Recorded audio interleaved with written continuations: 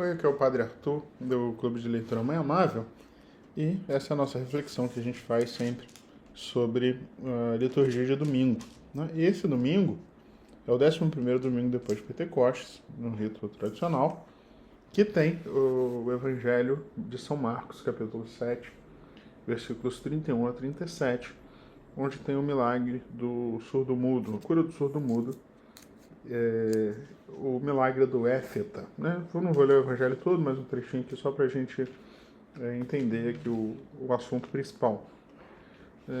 Apareceu um surdo-mudo e Jesus pegou esse homem à parte, né?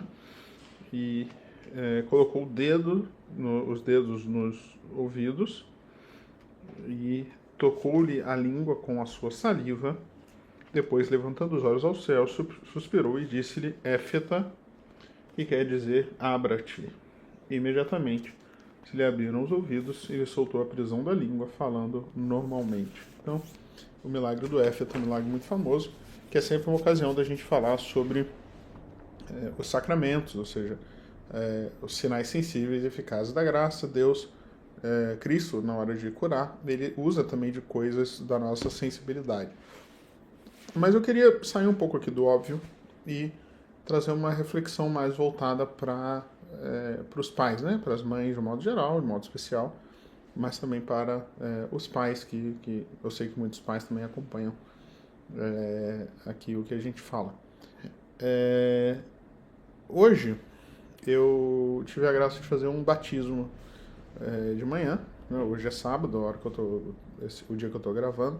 Eu sempre gosto muito de fazer batismo, sobretudo quando são famílias assim, né, da igreja, gente que a gente sabe que valoriza de fato o sacramento, como foi o caso hoje, graças a Deus. E essa circunstância de ter feito o batismo junto com esse evangelho me fez pensar numa coisa importante para falar.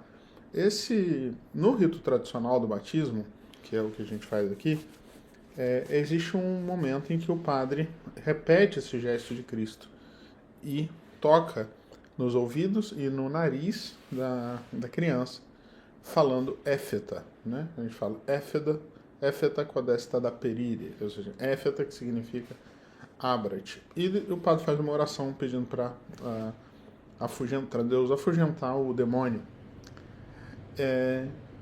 E o que eu queria falar?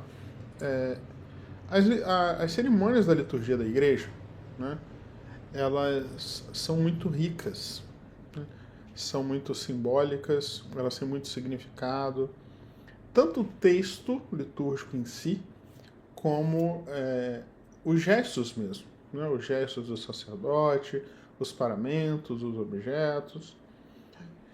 E às vezes a gente deixa meio passar essas coisas, a gente não aproveita essa profunda catequese que a igreja dá para nós, nos mostrando essas coisas na liturgia. E às vezes a gente deixa passar em branco, né? Então, o convite que eu faço em primeiro lugar, né, quando a gente for assistir qualquer cerimônia, né, seja de uma missa, um batismo, qualquer coisa, da gente de fato prestar atenção.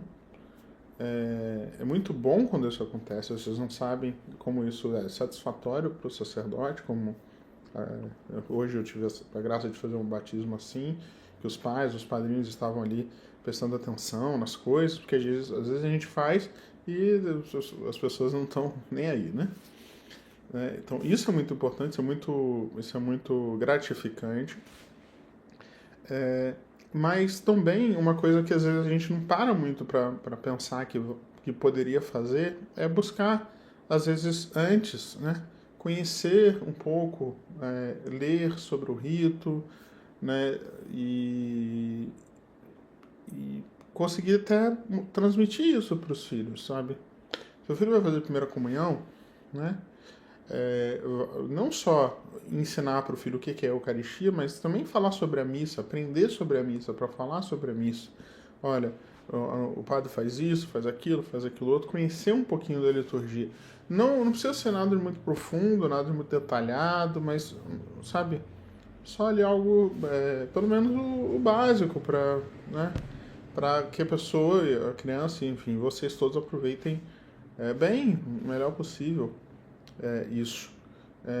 É muito famoso na história dos pais de Santa Teresinha que eles liam para as filhas aquele livro do Guéranger, né, que é um autor francês muito famoso, Dom Guéranger, que é um livro sobre liturgia, né, que era um tipo de ano litúrgico, né, em que falava da vida dos santos, falava sobre o que era a quaresma, explicava um pouquinho do Evangelho de Domingo, enfim.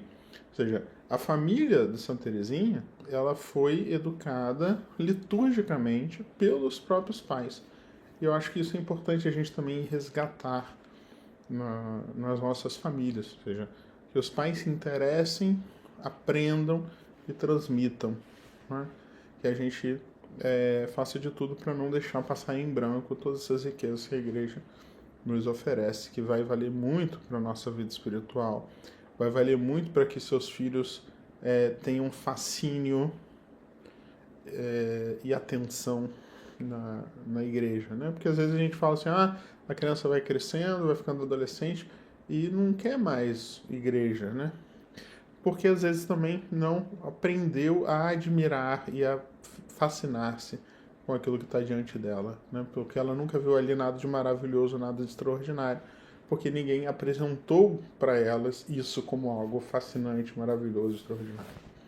Tá bom? Então essa é o recado aí desse domingo para vocês. Tá? Deus abençoe.